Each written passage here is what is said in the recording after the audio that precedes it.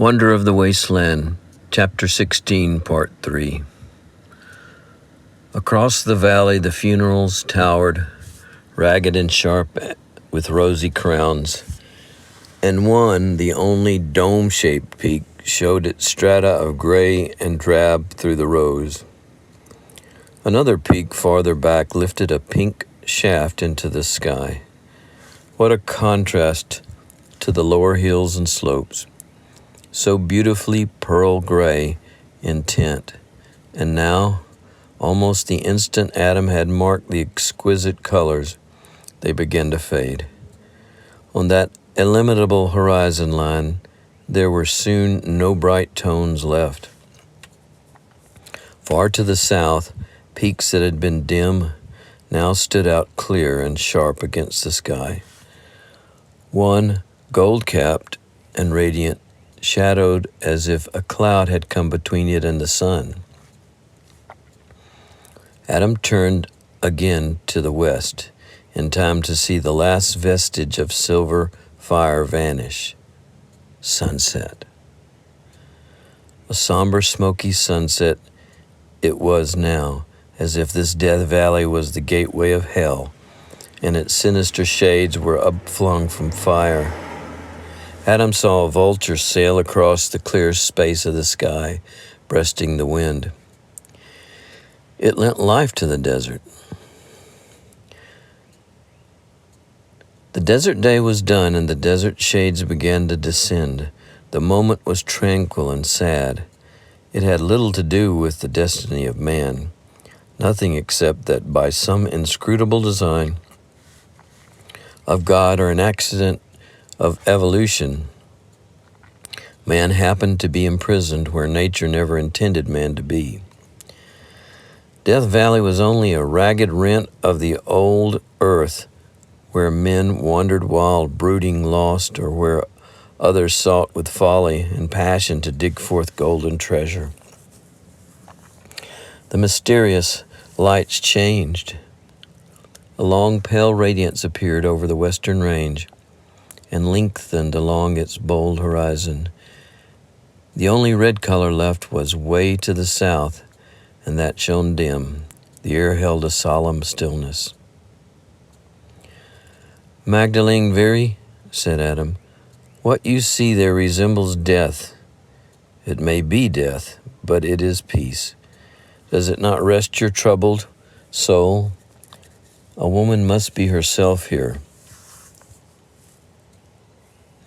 She whose words could pour out in such torrent of eloquence was silent now. Adam looked at her then, into the shadowed eyes. What he saw there awed him. The abyss, seen through those beautiful unguarded windows of her soul, was like the gray, scored valley beneath, but lighting, quickening with thought, with hope, with life. Death Valley was a part of the earth, dying, and it would become like a canyon on the burned-out moon, but this woman's spirit seemed everlasting. If her soul had been a whitened sepulchre, it was in the way of transfiguration. Adam experienced a singular exultation in the moment, a gladness beyond his comprehension, a sense that the present strange communion there between this woman's awakening and the terrible lessons of his life was creating for him a far distant interest, baffling but great in its inspiration. In the gathering twilight, he led her back to camp, content that it seemed still impossible for her to speak. But the touch of her hand at parting was more eloquent than any words. Then alone, in his blankets, with gaze up at the inscrutable, promising stars, Adam gave himself over to insistent and crowding thoughts, back of which throbbed a dominating drive, a divine hope in his power to save this woman's life and soul, and perhaps even her happiness. Next day, Adam's natural aggressiveness asserted itself. Controlled now by an imperturbable spirit that nothing could daunt, he approached Veery relentlessly, though with kindness, even good nature, and he began to talk about Death Valley, the perilous nature of the camping spot, the blasting heat of midsummer, and the horror of the midnight furnace winds, the possibility of the water drying up. Veery was cold, then impatient, then intolerant, and finally furious. First, he was deaf to Adam's persuasion, and then he tried to get out of listening. Then he repudiated all Adam had said, and finally he raved and cursed. Adam persisted in his arguments until Veery strode off. Mrs. Veery heard some of this clash. Apparently Adam's idea of changing her husband amused her. But when Veery returned for supper, he was glad enough to eat, and when Adam again launched his argument, it appeared that Mrs. Veery lost the last little trace of mockery. She listened intently while Adam told her husband why he would have to take his wife away from Death Valley before midsummer.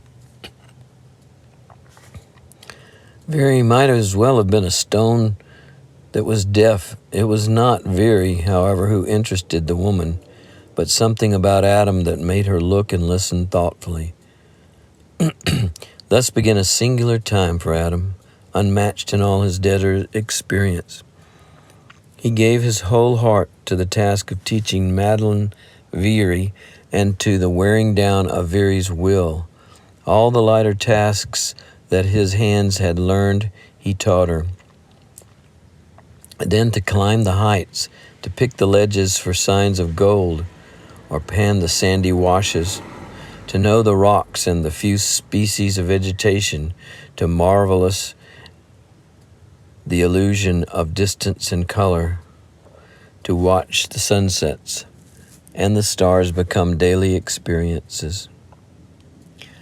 Hard as the work was for her delicate hands and muscles, he urged her to their limit. During the first days she suffered sunburn, scalds, skinned fingers, bruised knees, and extreme fatigue. When she grew tanned and stronger, he led her out on walks and climbs so hard that he had to help her back to camp. She learned the meaning of physical pain and to endure it. She learned the blessing it was to eat when she was famished, to rest when she was utterly weary, to sleep when sleep was peace.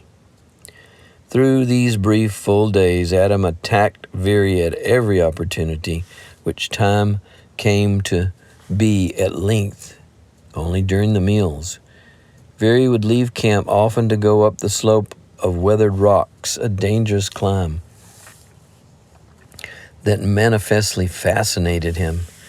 Reaching a large rock that became his favorite place, he would perch there for long hours, watching, gazing down like a vulture waiting for time to strike its prey. All about him seemed to suggest a brooding weight. He slept during the midday hours and through the long nights. At dusk, which was usually bedtime for all, Adam often heard him talking to Mrs. Veery in a low voice, hard and passionate. Sometimes her melodious tones, with a mockery always present when she spoke to her husband, thrilled Adam, while at the same moment it filled him with despair. But Adam never despaired of driving Veery to leave the valley. The man was weak in all ways except that side which pertained to revenge. Notwithstanding the real and growing obstacle of this passion, Adam clung to his conviction that in the end Veery would collapse. When, however, one day the Indians came and Veery sent them away with a large order for supplies, Adam gave vent to a grim thought. Well, I can always kill him. All the disgust and loathing Adam felt for this waster of life vanished in the presence of Magdalene Veery. If that long past sunset hour over Death Valley had awakened the woman, what had been the transformation of the weeks? Adam had no thoughts that adequately expressed his feeling for the change in her. It gave him further reverence for the desert sun and heat and thirst and violence and solitude. It gave him strange new insight into the mystery of life. Was any healing of disease or agony impossible? Any change of spirit? Any renewal of life? Nothing in relation to human life was impossible. Magnificently, the desert magnified and multiplied time, thought, effort, pain, health, hope, all that could be felt. It seemed to Adam that through the physical relation to the desert, he was changing Magdalene Veery's body and heart and soul. Brown her face and hands had grown, and slowly the graceful thin lines of her slender body had begun to round out. She was gaining. If it had not been for her shadowed eyes and the permanent sadness that mockery in the beautiful lips, she would have been like a girl of 18. Her voice, too, with its contralto richness, its mellow depth, its subtle shades of tone, proclaimed the woman.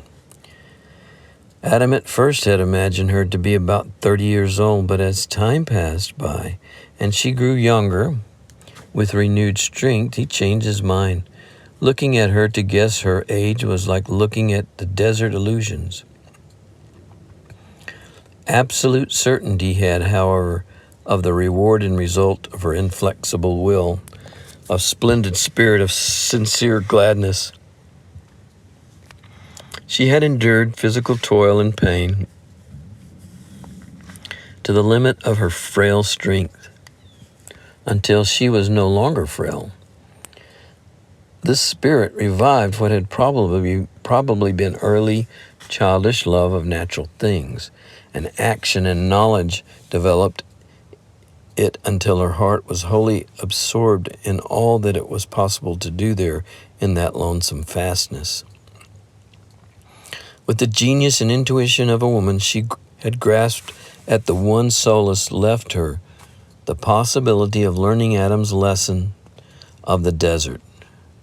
What had taken him years to acquire, she learned from him or divined in days. She had a wonderful mind. End of chapter 16, part 3.